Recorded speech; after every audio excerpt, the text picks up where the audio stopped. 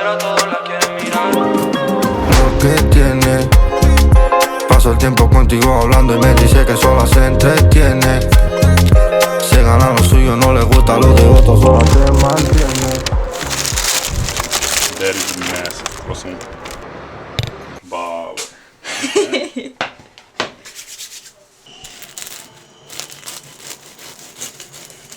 This is probably the size of One. one croissant. It's warm. Bah oui, c'est... Super fresh. Oui.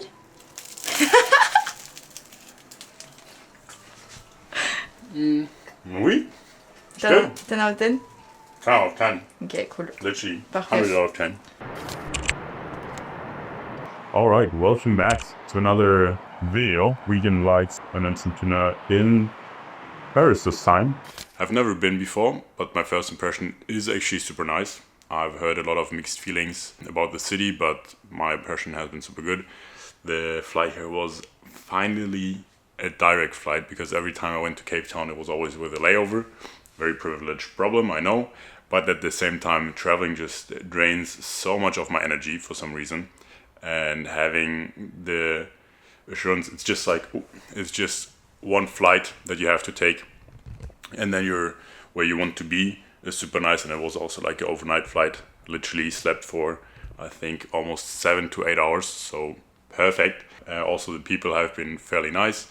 I think that's always something people talk about. There's a small language barrier with some people. I can understand that it's not super easy to communicate and that you might not be as open because it's difficult for you. But for me, it's been like a super warm welcome so far. Actually, we're gonna do a couple of things, but mainly focusing on work and exploring the city this week, and maybe play a round of paddle. But what I also realized is that around this time last year, I still had my agency and the new business, and it was a very, very intense time actually having these two things running at the same time and making, or kind of like already thinking about, okay, should I close my agency down or what's the next step from here? It was super interesting, but at the end of the day, also now knowing, okay, it was the right decision is super cool.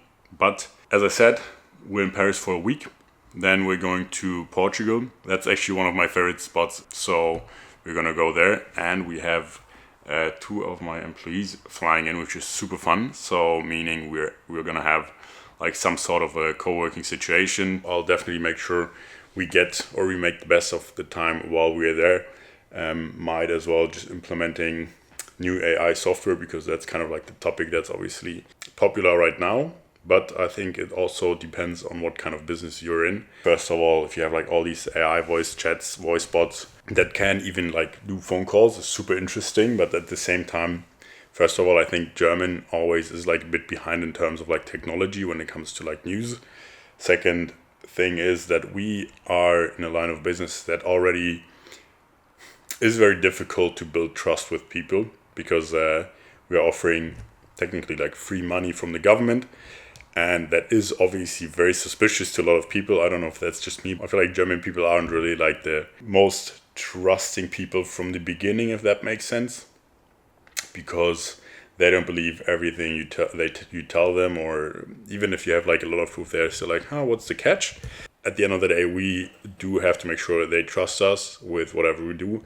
And I feel like if we have a person on the other side, another person on the other side, like a voice chat, that is like 80-90% good, and they pick it up, I feel like that could be something they don't like, and then they jump off, and that's obviously not worth it if we have that over all of the people that we communicate to.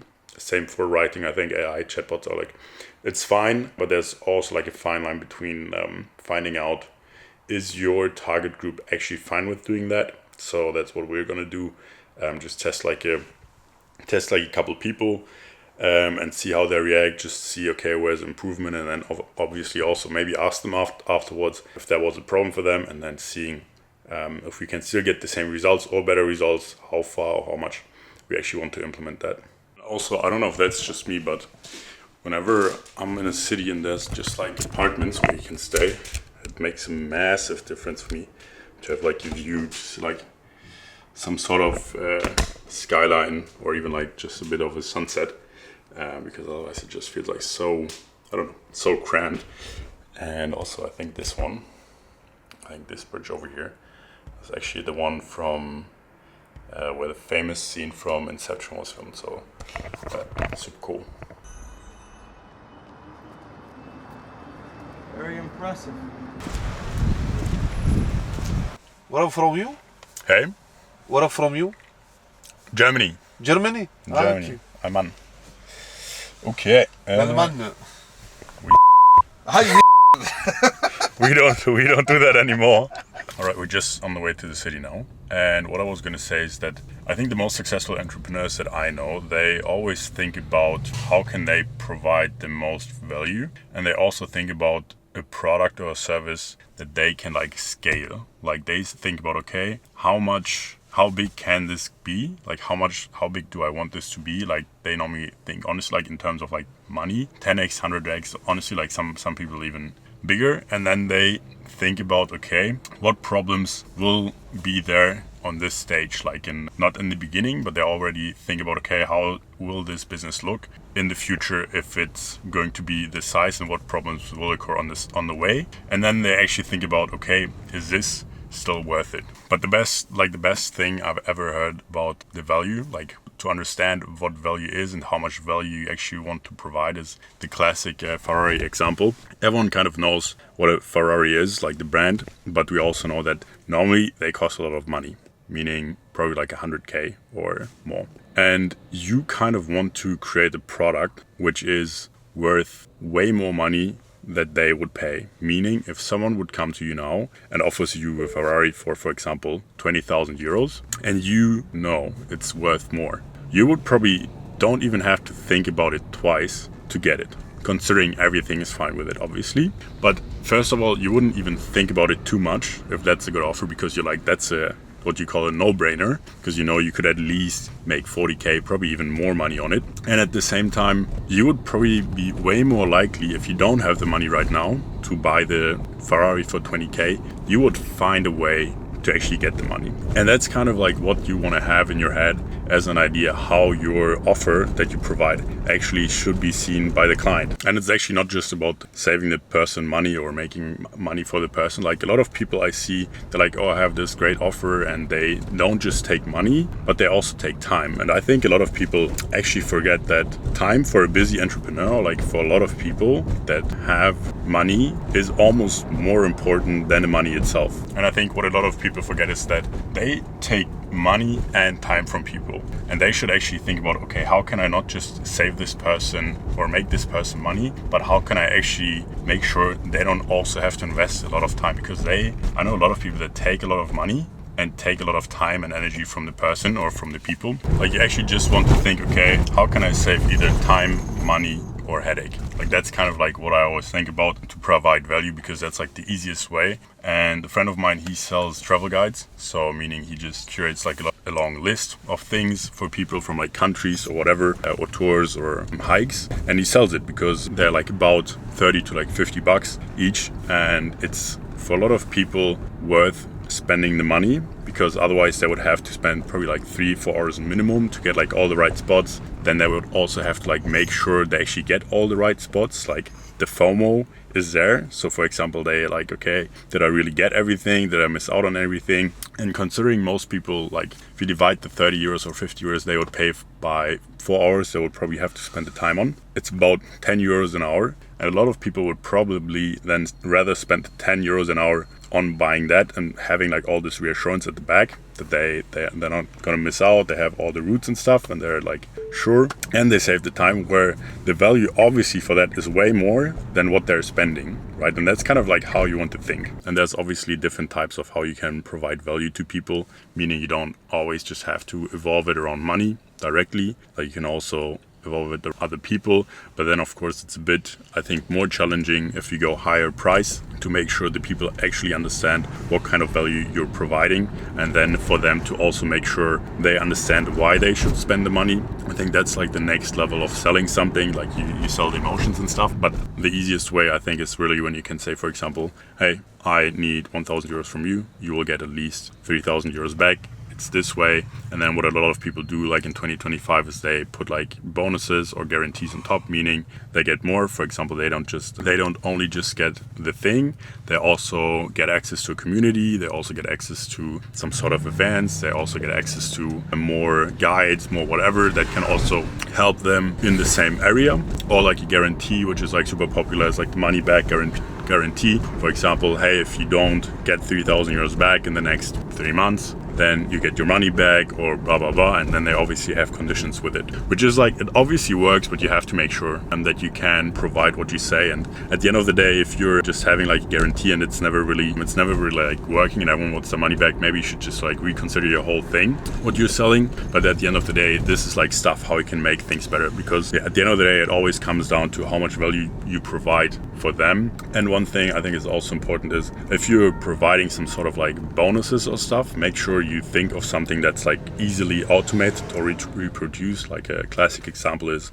as I said, if you sell something for the gym, if you're like a personal trainer or online trainer, in that case, you can obviously sell or give them PDFs, give them meal plans that you've already done that might not be personalized, super personalized, but they're like providing more value, and you already actually managed to just having to do that once, and then you can just like upload it to a Google Drive or something and then leave it. And whenever you get a new client, you can just send that to them. And then obviously the value they get will immediately also be more. And for example, what we're doing right now is that we might be implementing a money back guarantee as well, or not even a money back guarantee, but so what we might be implementing now at the business is kind of like a money back guarantee business, but more like a success guarantee, meaning at the end of the day, if people don't get the grant, we will pay them the grant, because on average, like, we have a 100% success rate. So that means with how many people we've currently served and knowing how much revenue and profits we obviously make, it could then increase overall like conversion rate, or overall people that come to us, like referrals, for example, and at the same time could also drive down our customer acquisition cost, which in total could then mean, even if we had to pay every 50th person the full grant, all the costs we save and all the profits we make more could still be worth it. And I think that's kind of like the most fun part about the business in general, is that once you have all these numbers, all these records, we just get to play with all these like things around the business that just makes it like super exciting.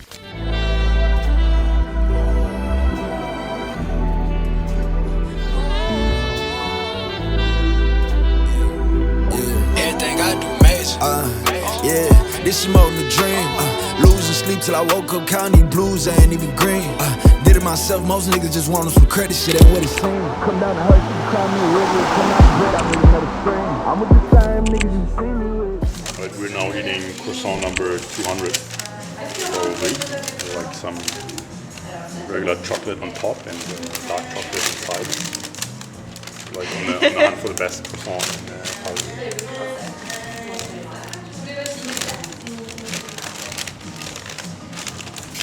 What? Solid?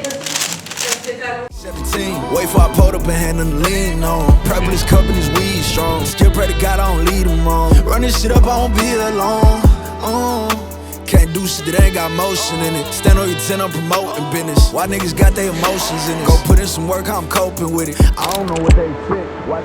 Something super unfortunate happened. My phone actually broke, unfortunately, which I'm going to show you just now. And the funny thing is, like, this is literally the old phone. I mean, you can see it has like some marks, took the cover off at some point. And normally I get this and then I renew it every time like the contract runs out. Super easy, super smart, I think, in terms of like financial decision. But I got convinced to get this was the iPhone 14 Pro and this is the iPhone 16 Pro. And I was like, I put these next to each other and I grabbed this one and didn't realize that was the old one for like 30 seconds because it's literally looking exactly the same, which is kind of funny. I mean, the edges are a bit different, but yeah, always obviously try to make like smart financial decisions. But with this one, I mean, it still worked out to be better because I'm going to give the other one back. So you can get some money back from Apple, which is not bad. And then it kind of works out to be the same. But then I have the phone now, the new phone now already. which is nice. Anyways, but other than that, Paris has obviously been like a super nice second experience as well. Gonna fly back to Portugal in actually 1 day, so we're gonna spend some time there again. Currently onboarding probably 2 new appointment setters to the company, because I realized we are letting a lot of, like, I think that's kind of the bottleneck that I wasn't really seeing. Not a bottleneck, but it's kind of something I should have done way earlier, because we have the lead flow, the consistent lead flow, but we can't really, or we're never able to just work fully on them, just because we had a lot of, like, the business was working or it's still working, but there was left so much on the side that I just realized, okay, we need to get someone on board, and it needs to be like heavily on commission. And we found 2 people that will probably join the team, maybe a third one. We're gonna keep at least one of them for the next year or even longer, but yeah, if everything goes well, we obviously keep both of them. But I realized that's like one thing that just came to my mind, because at this point it's still commission, but obviously we have had consistent, super consistent good lead flow for the last year and a half, or like for the last year and a half, which you can obviously then track down to certain numbers. And then if the people do the work and actually put in the work, then there's no problem in getting to like a normal salary. And they even with this have the possibility to make probably 6K a month or more if they're performing very well, and we can obviously keep up the quality of the leads. But that's crazy for a job, because I don't know, I think some people forget that at the end of the day, like, we're paying, or like entrepreneurs are paying people a lot of money on a salary base, where for me, like, the most amount of money I've ever made in a job was like €1,000 net, or like 1.1k or something, like almost nothing, except like the time where I was in Australia, obviously. But like after that, other than that, like a fixed salary was not that much, you know. And then paying someone this on like a commission base, or even paying salaries in like the mid 4-figure ranges, I don't know. It's obviously they deserve the money if they make the job, but sometimes I'm like, that's nice to be able to offer people like these types of opportunities for their lives, for their jobs, and also make sure if they perform, they obviously get a good part of what's coming in.